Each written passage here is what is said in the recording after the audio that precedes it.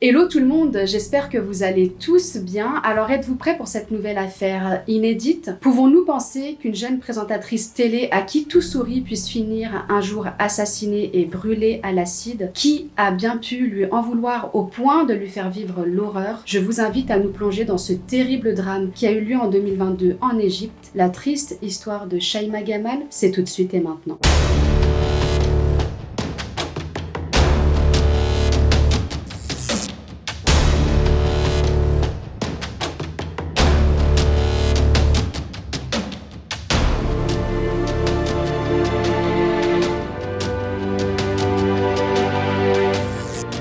Shaima Gamal est âgée de 42 ans au moment des faits. Elle est journaliste et présentatrice télé. Elle anime depuis 2017 un talk show intitulé El Mochagaba, ou alors The Troublemaker, ou bien en français Fauteur de troubles, sur la chaîne LTC Satellite. Mais on sait qu'elle a aussi travaillé pour la chaîne Encore TV. Alors Shaima, elle n'est pas si célèbre que ça, mais c'est une animatrice télé un peu dans la provocation, donc elle est assez controversée dans le pays. D'ailleurs, ce qui l'a rendue plus ou moins connue, c'est que quelques mois après son arrivée sur la chaîne, il y a un incident qui a eu lieu en direct à la télé. Donc en fait, lors d'un épisode, Shaima, elle a sorti un sachet qui contenait une substance blanche. Elle avait prétendu que c'était de l'héroïne et donc elle avait sniffé devant toutes les caméras égyptiennes cette drogue. Et en plus de ça, elle avait carrément déclaré que ce n'était pas si mauvais, que ça avait une bonne odeur. Donc c'est quelque chose qui avait, c'est une attitude qui avait vraiment choqué la population. Les gens se sont dit que c'est un scandale, enfin surtout venant d'une animatrice télé qui peut avoir une certaine influence sur la population égyptienne, notamment sur la jeunesse égyptienne. Ils ont trouvé que c'était quand même quelque chose qui ne se faisait pas en direct à la télé. Et donc à cette période, Hamdi El Kounissi, qui est un grand et célèbre journaliste égyptien et qui dirigeait justement la chaîne pour laquelle travaillait Shaima, avait décidé à ce moment-là de prendre une décision radicale et ferme. Il avait suspendu Shaima de ses fonctions pendant 90 jours. Et donc après cette période de mise à pied de 90 jours, Shaima, elle reprend son poste elle reprend ses fonctions de présentatrice télé et bien sûr elle fait son mea culpa. Elle explique que c'était pas du tout de la drogue qu'elle avait sniffé la dernière fois devant donc en public à la télé, que c'était simplement du sucre en poudre et qu'elle avait simplement envie de choquer les gens, de provoquer.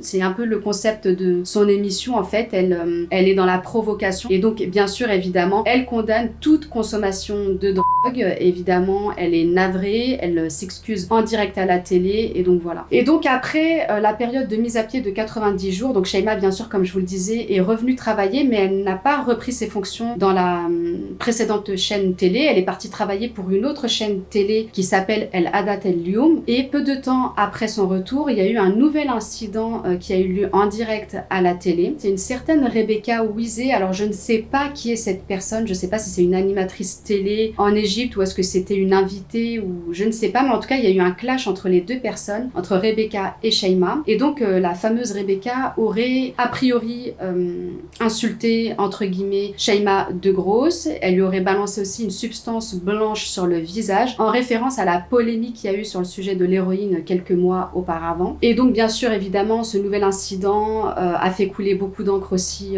en Égypte. Ça avait un peu choqué encore une fois la population. Encore une fois les gens se sont dit encore une fois il y a un problème avec Shaima Gamal. Enfin voilà, ça avait fait un peu parler les gens et ça avait fait un peu scandale dans le pays. Donc en parcourant ma recherche d'informations, j'ai aussi lu qu'en septembre 2019, Shaima avait aussi déposé plainte contre le personnel de sécurité de l'ancienne chaîne où elle travaillait, donc la chaîne où elle bossait lors du premier scandale, parce que à son retour de mise à pied, elle a voulu retourner au siège et a priori elle se serait fait frapper et battre par les hommes de sécurité, donc qui n'ont pas voulu la laisser rentrer. Et Shaima Gamal avait tout simplement décidé de déposer plainte contre ces hommes, mais j'ai pas l'impression qu'il y a eu une suite qui a été donnée à cette plainte-là. J'ai l'impression que ça a été classé sans suite parce que vraiment j'ai trouvé aucune information sur le sujet. Alors concernant la vie privée de Shaima Gamal, on sait qu'elle a une fille d'une précédente union, mais on sait aussi qu'elle est mariée officieusement à un certain Ayman Agag depuis 8 ans et les deux apparemment se seraient rencontrés quelques années plus tôt dans un café qui s'appelle Mohandessine et qui est situé à Gizeh. Alors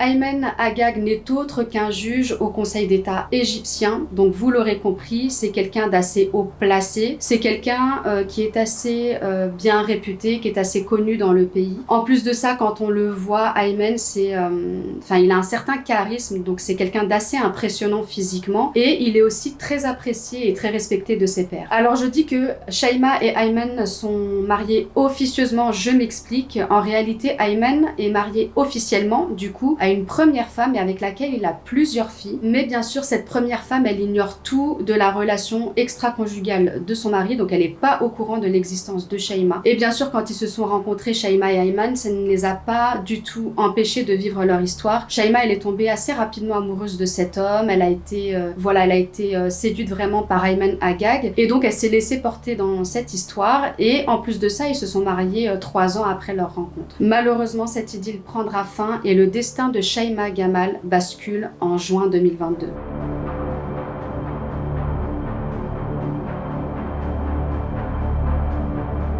Le 20 juin 2022, Ayman Agag signale la disparition de sa femme à la police. Alors, il déclare aux enquêteurs que sa femme avait un rendez-vous coiffeur ce jour-là, donc au centre commercial du 6 octobre qui est situé à Sheikh Zayed à Gizeh au Caire. Donc, il explique qu'il l'a déposée tout simplement devant le centre commercial et qu'il était convenu qu'il aille la récupérer quelques heures plus tard, donc après son rendez-vous coiffeur. Et donc, effectivement, il revient quelques heures plus tard devant le centre commercial. Il appelle Shaima, il expliquera qu'il tombait systématiquement sur son répondeur, que Shaima ne s'est jamais présentée au rendez-vous, donc il insiste un petit peu, il rappelle à plusieurs reprises, mais il dit qu'il tombait tout le temps sur le répondeur. Donc bien sûr, Ayman, il commence un peu à s'inquiéter, il va voir au centre commercial, il fait le tour du centre commercial, il va au salon de coiffure pour demander si Shaima est bien venue au rendez-vous. Le salon de coiffure lui dira que Shaima n'est jamais venue dans leur salon ce jour-là, et là, il explique à la police qu'il est très inquiet, il a peur qu'il soit arrivé quelque chose à sa femme. Les enquêteurs ouvrent immédiatement une enquête pour disparition inquiétante et commencent alors leurs investigations. Les jours passent et un jour, quelqu'un pousse la porte du commissariat pour faire d'étonnantes déclarations.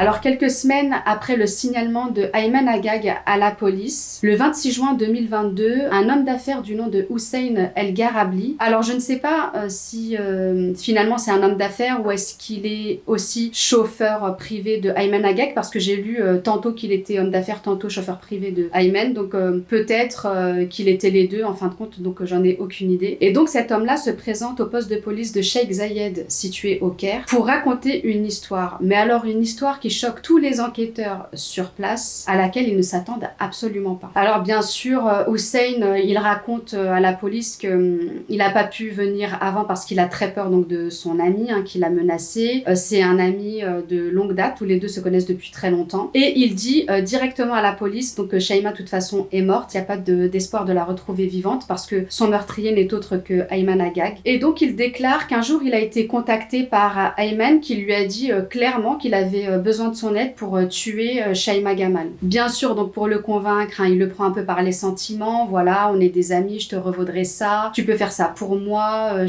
voilà, donc il a certainement aussi utilisé un peu son statut de juge conseil d'État, donc voilà, donc il a réussi à convaincre Hussein de l'aider dans ce plan macabre, et en plus de ça, il lui propose de le payer, donc il lui dit t'inquiète pas, je vais de toute façon te payer, donc la somme malheureusement, elle est restée secrète, moi j'ai pas retrouvé le montant, donc les enquêteurs ont face à eux un homme totalement paniqué, dévasté, quelqu'un qui regrette vraiment ce qu'il a fait. Donc il explique que Ayman lui a pas vraiment laissé le choix, qu'il s'est laissé embarquer dans cette histoire, qu'il ne voulait pas. Voilà, il explique qu'aujourd'hui il regrette totalement et qu'il est prêt à dénoncer son ami. Donc il fait des aveux à la police sur les circonstances, sur la planification et la mise en œuvre du meurtre qui a été commis. Et il leur dit également qu'il sait où est enterré le corps de Shaima Gamal, il est prêt à leur montrer. D'après les déclarations de Hussein, tout est parti du fait que Shaima aurait fait chanter son mari. Donc elle lui aurait demandé d'annoncer publiquement leur mariage, sinon elle révélerait la vérité à sa première épouse. Que pour ça, elle avait donc des photos et des vidéos prises à son insu et qu'elle pourrait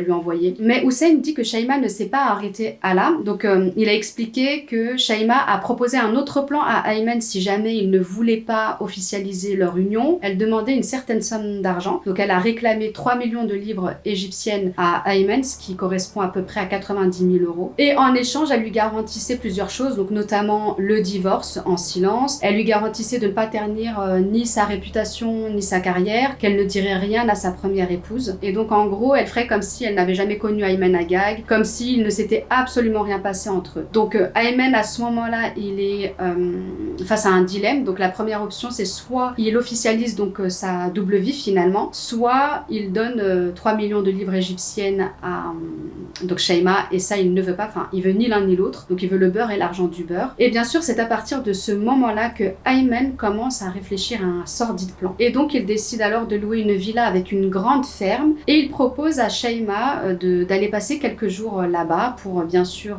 parler de leur avenir, pour passer un moment romantique à deux. Donc évidemment tout ça n'est que mensonge, vous l'aurez compris. Shaima, elle est ravie et elle accepte bien sûr de passer ce moment-là avec Ayman Agag. Le rendez-vous pris pour le meurtre est le 20 juin 2022, sachant que 2 jours avant, les deux criminels, donc Ayman et Hussein, étaient allés chercher des outils pour creuser une tombe de fortune justement dans la ferme où il a prévu d'emmener Shaima. Donc là, on voit clairement que le meurtre est prémédité.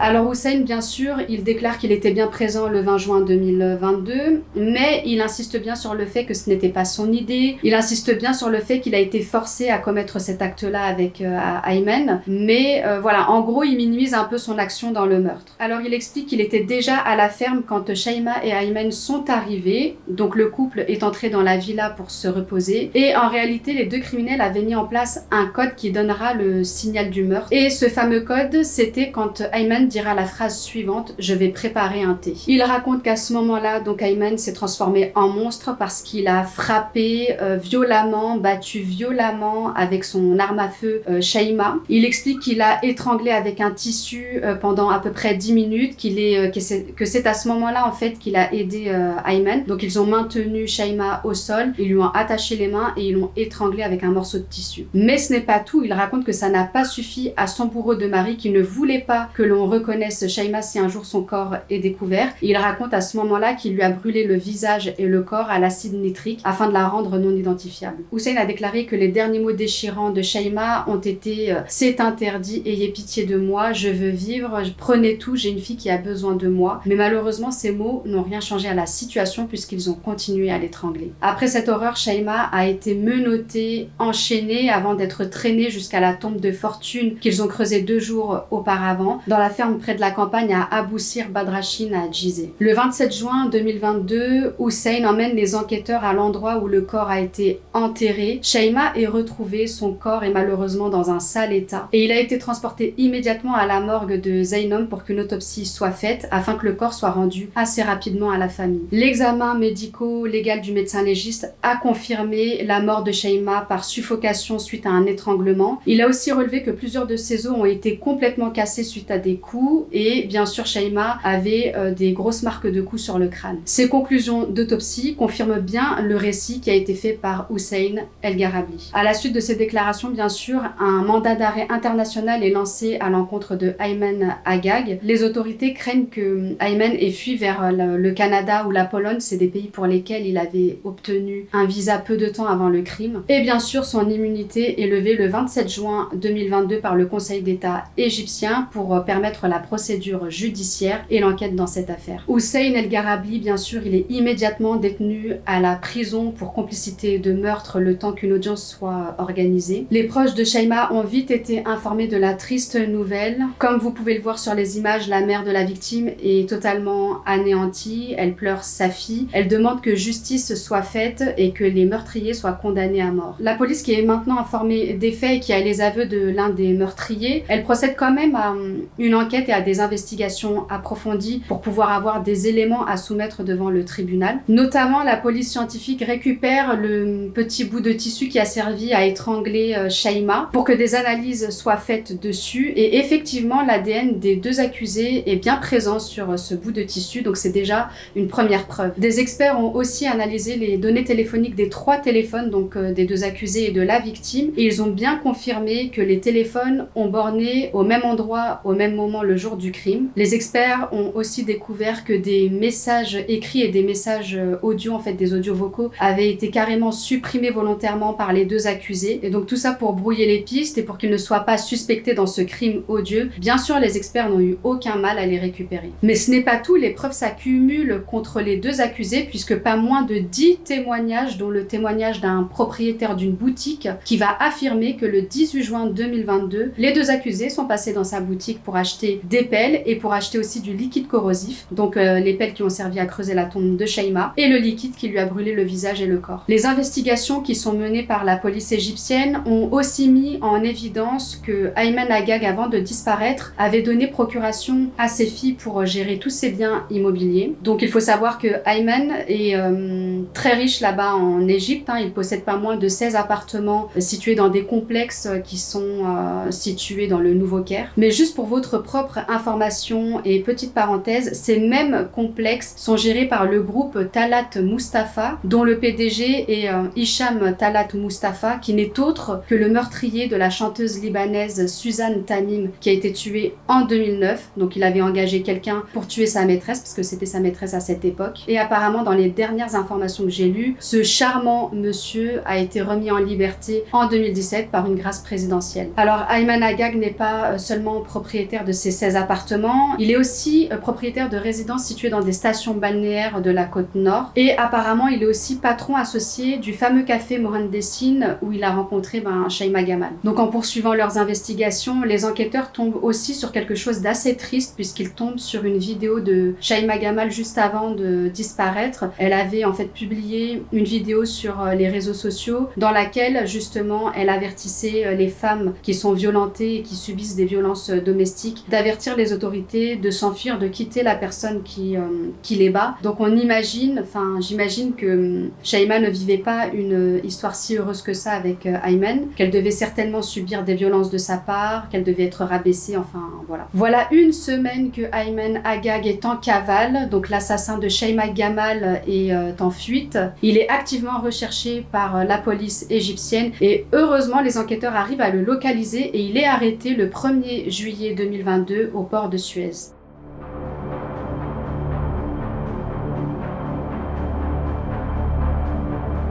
Donc cette histoire choque bien sûr plus que d'habitude la population puisque dans la mesure où nous sommes face à un juge qui a tué sa femme, donc un juge c'est quand même une personne qui est censée faire régner la paix, la justice. Et je pense personnellement, après ce n'est que mon avis, mais je pense que Ayman a quand même usé de son statut social, il a usé de sa position influente dans le pays pour se permettre un tel acte. Il s'est dit qu'il pouvait agir de cette façon-là et que de toute façon son statut, son métier le protégerait. Donc moi je pense vraiment qui s'est senti comme intouchable en fait. Mais heureusement, l'Égypte a pris cette affaire à cœur. Elle a été très attentive au désarroi de la mère de Shaima qui demandait à ce que justice soit faite. Et évidemment, la police a tout fait pour mettre la main sur le juge meurtrier afin qu'il soit condamné à une peine exemplaire. Le 16 août 2022, l'audience se déroule devant le tribunal pénal de Gizeh au Caire et les avocats des accusés plaident la légitime défense. Donc en fait, Ayman Haggag, il raconte que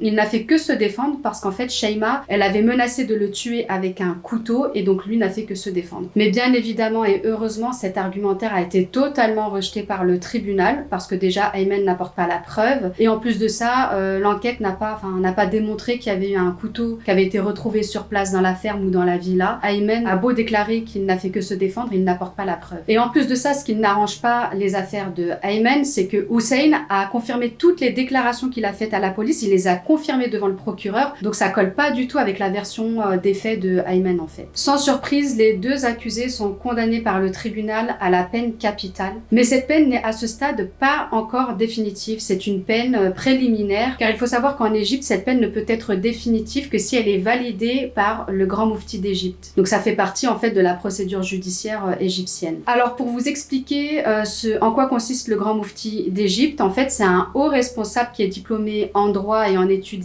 islamique et il est toujours consulté lors des condamnations à la peine capitale parce que son rôle est de donner à la fois un avis juridique et un avis religieux sur la peine et ensuite il valide ou pas la peine de mort. Et c'est le 11 septembre 2022 que le verdict du Moufti est rendu. Il a considéré qu'au regard de la barbarie de l'acte et de la préméditation, la peine de mort est appropriée pour les deux accusés. Et donc bien sûr, Ayman Aggag et Hussein El Gharabli sont donc condamnés de manière définitive à la peine de mort par pendaison.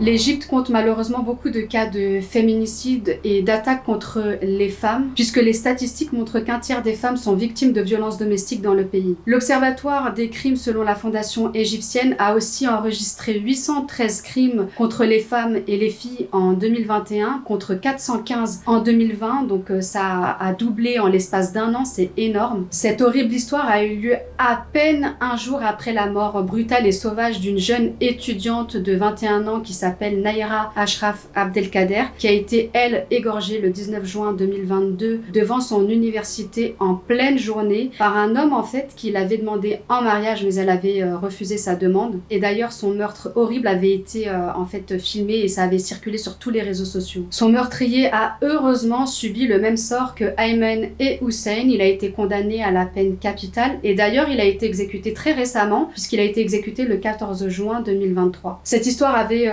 aussi pas mal choqué. Le tribunal avait même autorisé la diffusion au public de tout le procès de ce meurtrier et il avait aussi demandé au gouvernement l'autorisation de diffuser également l'exécution de cet homme pour justement marquer les esprits et pour dissuader les hommes qui seraient tentés d'agir comme ce meurtrier. Mais apparemment, donc j'ai essayé de trouver l'information sur le sujet, voir si l'exécution a été filmée. J'ai pas l'impression que ça a été filmé. Faut savoir que l'Égypte en général, elle ne diffuse jamais les exécutions et quand elle le fait, c'est vraiment dans des cas extrêmement rares. Peu de temps après, un autre cas a eu lieu le 9 août 2022. Une autre étudiante a été tuée, c'est Salma Bagat. Elle a été poignardée à mort dans la ville de Zagazig. C'est une ville qui est située à l'est de l'état du Nil. Et en fait, elle a été tuée tout simplement par Islam Mohamed, un collègue qui voulait l'épouser, mais pas elle. Donc ça lui a pas plu et il a poignardé à mort devant un immeuble. Un mois plus tard, un autre cas a eu lieu le 3 septembre 2022. Il s'agit d'une autre victime, Amani Al-Ghazar, qui elle a refusé la demande en mariage de son voisin et comme les autres, ça lui a pas plu et il a tout simplement assassiné Amani.